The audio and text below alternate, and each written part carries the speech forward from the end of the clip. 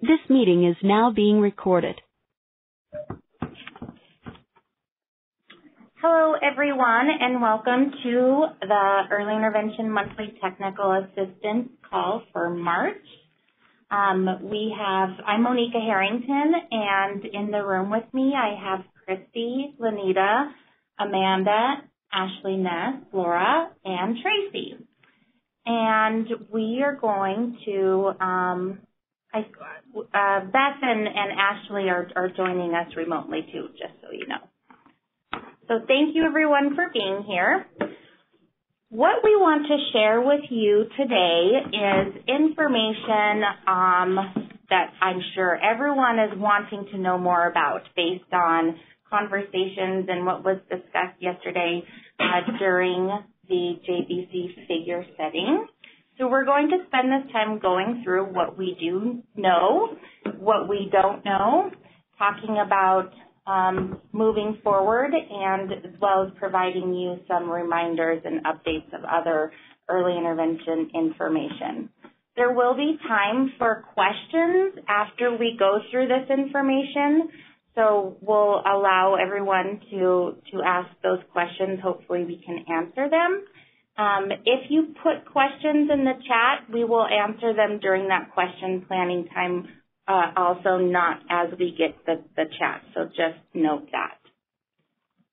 So I'm going to turn it over to Christy, and she can talk to you about what we know. Thank you, Monty. Good morning, everybody. Some of you may or may not know that we had our joint budget committee figure setting yesterday, as Monty said, and what that is where our joint budget committee analyst, his name happens to be Vance Roper, he goes forward and in front of the JVC and talks about what his recommendations are for each program under the Department of Human Services for the next year. He's also the one that requests supplementals and kind of manages that whole legislative process throughout the year. So what we know, so yesterday was the Office of Early Childhood's turn for figure setting, and so as a result of Vance's recommendations, this is what we know. So we know what our final budget for fiscal year 17-18 is, and that's the current year, and that was determined during our supplemental, and we received an additional $5.6 million for the early intervention program. And I have base building on here because what that means is even though it was a supplemental that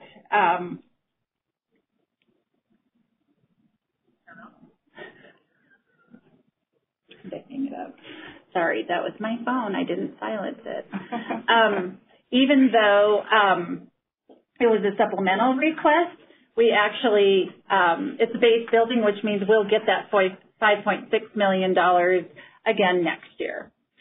Part of that was an adjustment for our supplemental, or was an adjustment for some contract amendments that we did to address the over expenditure for the 16-17 year, and those contracts are going to be brought up to speed, and then we get additional funding on top of that. Our supplemental has been signed, and we are awaiting additional funding to start flowing, and we will let all of you know when that occurs. The other thing we now know is the proposed budget for our fiscal year 18-19. And so on top of the additional $5.6 million, $3 million was added. So this is actually totaling almost a $9 million increase for 18-19 for the early intervention program. So we're pretty excited about that, and if anybody was listening yesterday, they would have heard that Vance believes this is now going to be fully funding the early intervention program. The other thing that we know is that each year, as part of this recommendations, Vance recommended that we have an RFI, which means a request for information each year to determine the need for additional funding. The other thing that we now know is that the Joint Budget Committee agreed to sponsor legislation moving responsibility for the early intervention evaluations under the Department of Human Services. So it's important to note that there was an additional $2.5 million in general fund recommended for these activities. This is in addition to the current $2.5 million that exists in the CDE fund. So it was not a transfer of money, and it was additional money, but it was not an additional $2.5 million to fund all of the evaluation activities. The current process, and this is really critical, the current process will remain as it is until further notice. So what does all this mean? Our supplemental funds mean that all state-funded children's services will be covered and no CCB will overextend their contract this year. For our fiscal 18-19 budget, that means that we have additional funding for caseload growth, and any CCB who had funds deducted from their June 2017 invoice are going to be paid back. Part of that additional $3 million was up to $1 million to cover any funds that were deducted in June as a result of our overexpenditure and requests for CCBs to have their providers bill for any Medicaid allowable services.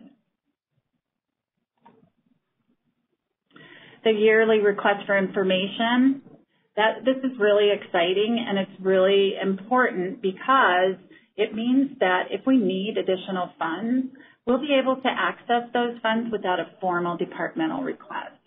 Because during the legislative process, if we need additional funding, it goes through a big process that we have to develop a budget request. We have to make our case with our executive director and the management team because each department is only allowed to move forward a certain number of requests for funding. And so if we can't make our case for additional caseload growth, there's always the opportunity for it to, we call it, get the red light, which means the department won't take it forward as a request. And so that will no longer be the case any longer. We will actually get a request from the Joint Budget Committee to give them information about what our projected caseload was going to be, what our funding is, do we feel we're going to have a shortfall, and if we do, how much, and that way they can make a mid-year adjustment to our funding if we need it.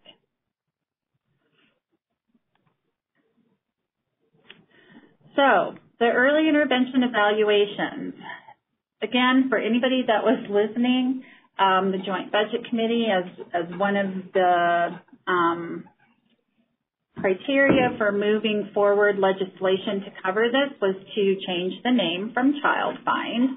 And so for now, we'll be calling it early intervention evaluations. We know that Child Find really is a term that is used in Part B, but the legislators decided that they didn't want it to sound like we were trying to find children, and they wanted it to more reflect the activities that we're doing. So they actually did create a separate line that is called early intervention evaluations. We know that, or what this really means is that the overall responsibility for evaluations will be transferred to Department of Human Services. It'll be in the Office of Early Childhood under our program. And as soon as the legislation is effective, the Department of Human Services and the Department of Education will begin meeting to plan the full transition of activities. And there are some certain steps. Our JBC analyst is actually going to facilitate these activities to make sure that the transition is well thought out and goes smoothly. And part of the proposal as well is to have a third-party person facilitate our conversations with the Department of Education and ensure that we get a good plan in place. Once we have more timelines and we get more finalized information, we will always share those out as quickly as we know anything. Again, evaluation activities will continue as usual until further notice. AUs are going to continue to conduct evaluations for children who are referred with a developmental concern, and CCBs are going to continue to conduct the assessments for children with established conditions. We may see a little bit of movement in kids coming over who are enrolled in Medicaid. We may start seeing some movement of those kids, but again, nothing will change until we have an agreement with the Department of Education about how these changes will be made. What we don't know how much it's going to cost. Part of this transition is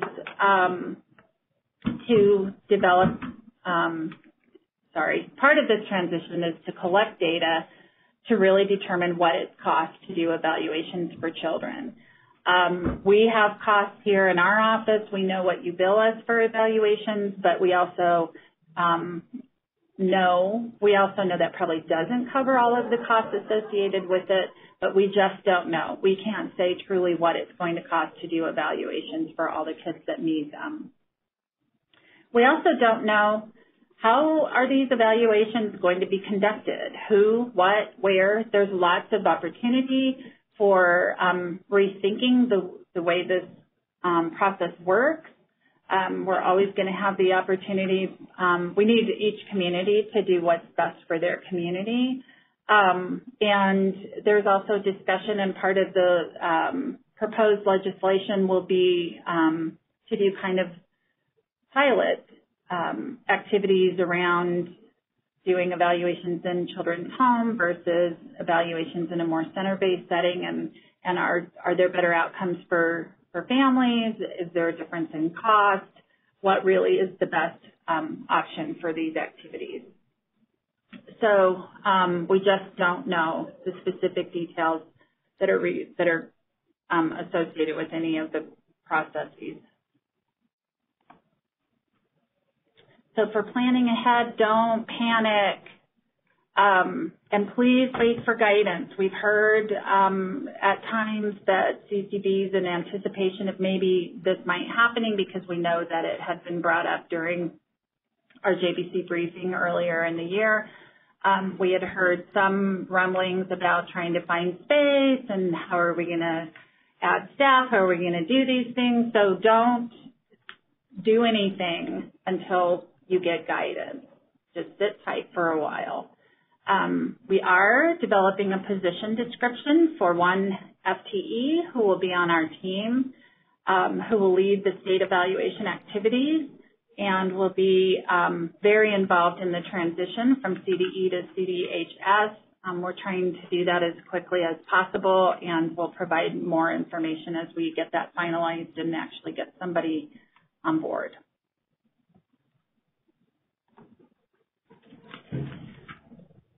So thank you, Christy, for all that great information. I'm going to go ahead and unmute everybody.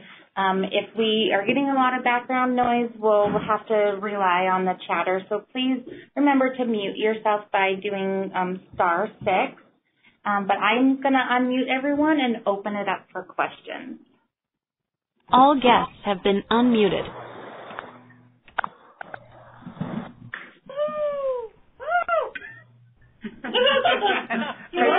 Are there any questions? Was that a Yahoo? I'm going to add one thing while you guys are thinking of your questions. If the AUs aren't going to meet the 45 days, please continue to move those evaluations over to the CCBs. Follow the same processes that you are doing. Part of that 2.5 new general fund was to cover the cost of evaluations that CCBs need to do. And rest assured, as we move forward in this process, we will be gathering a lot of input from you all and general stakeholder feedback. No questions? It's going to be a short call. Really?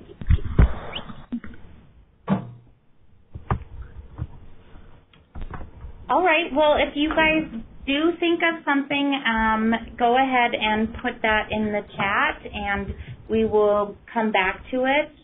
And if there's no questions now, we'll go ahead and move on. All guests have been muted.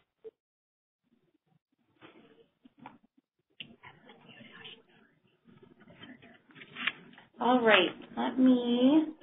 Beth is going to talk to us about billing enrollment.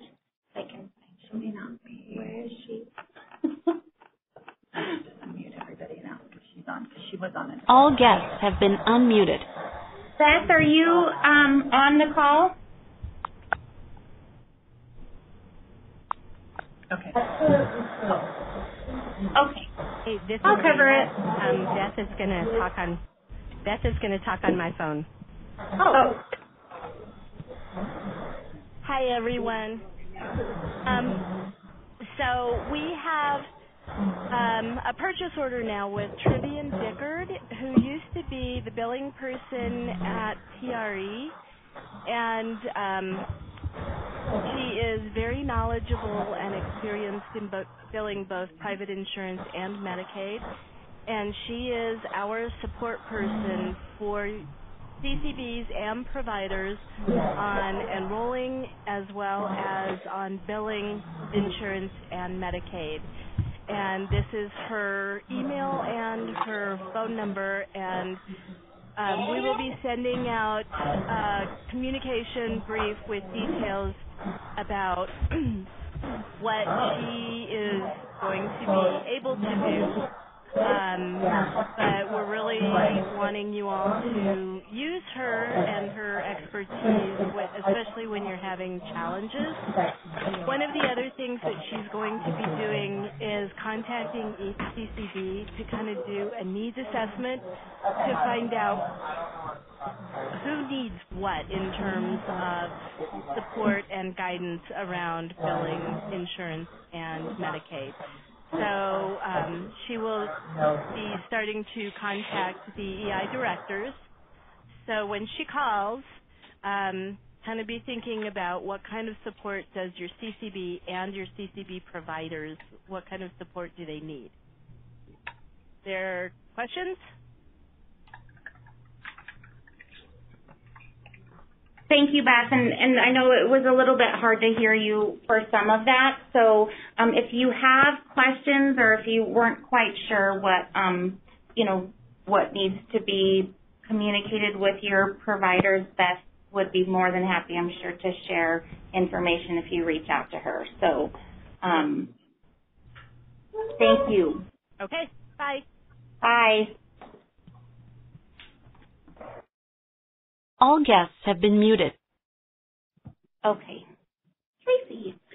Okay, so as most of you know, we have quit printing the guidebooks, but we do have some limited quantities of some of them still available that you can order. First come, first serve. When they're gone, they're gone. We have absolutely none of Guidebook 1 remaining in either English or Spanish. They are gone. Guidebook 2, we have about 1,999 English and 0 Spanish. Guidebook 3, we have 1,292 English and 346 Spanish. And Guidebook 4, we have 0 in English and 1,180 in Spanish. So order away. You have what's there, and when they're gone, they're gone. Oh, and I guess I'm also doing the CICC. We are recruiting for a parent representative and also a pediatrician. We are really struggling with the pediatrician because they don't usually have a lot of time to go to a whole day meeting. So if you know of anyone, can think of anyone, please let us know. Let me know. Thank you. Okay. Ashley, can you hear us? I've unmuted you, so hopefully. Yay, there you are. Hi, everyone. This is Ashley Fernie. I wanted to give a brief update on the QAO process because we will have some new steps starting in the next couple of months. I know you're all at varying stages, so some of these steps will just be a review of what you're already doing, and some of them may not apply to your community for quite a while. So this is just a brief overview. The first step is to become fully implemented with Go For It. So we're almost all there. Yay. And then your community will select QAO assessors, and they'll be trained on using the tool. And next, we will pull a baseline data through the self-assessment and verification process.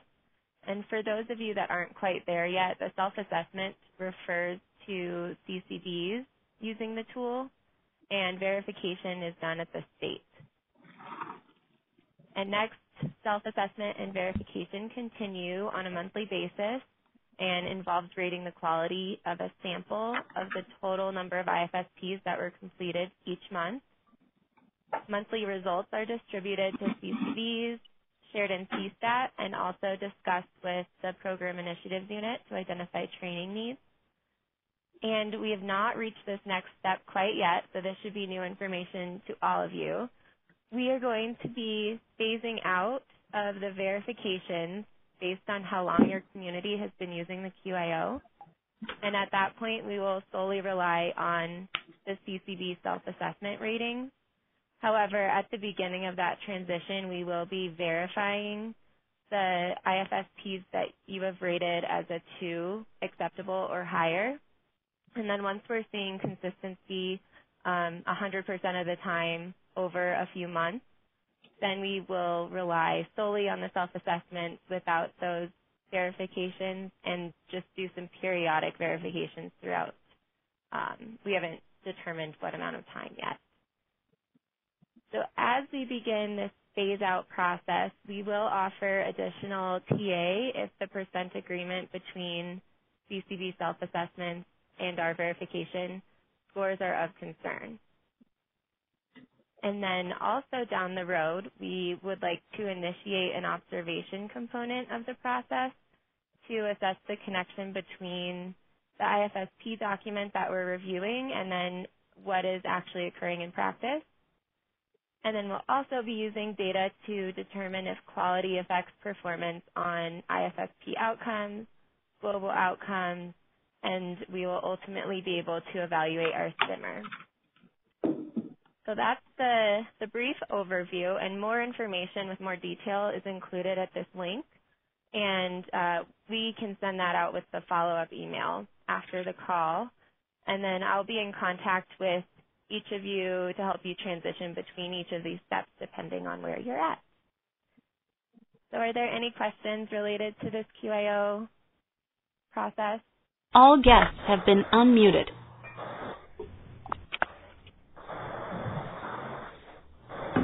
No? All right. Thank you so much, Ashley, for sharing that. No problem. Thank you, guys. So we are at the end of our call, which is really the beginning of a new phase of our EI program, I guess, for everybody. Everyone's unmuted right now. If you have questions again, now's your opportunity to ask. We're here available to you. Or impressions, any thoughts. We got a Yahoo earlier, but if anyone wants to share anything. And Melinda thinks this is the best TA call ever, so wanted to make sure we shared that with everybody. You agree? Yeah. All right, everybody. Well, have a great rest of your week. I will send that follow-up of this information, which is going to include the link like Ashley mentioned, as well as any other pertinent reminders, and we will talk to you again in a month. Thanks. Yay. All right, bye. Bye. How are you? Good, good. Thank you so much.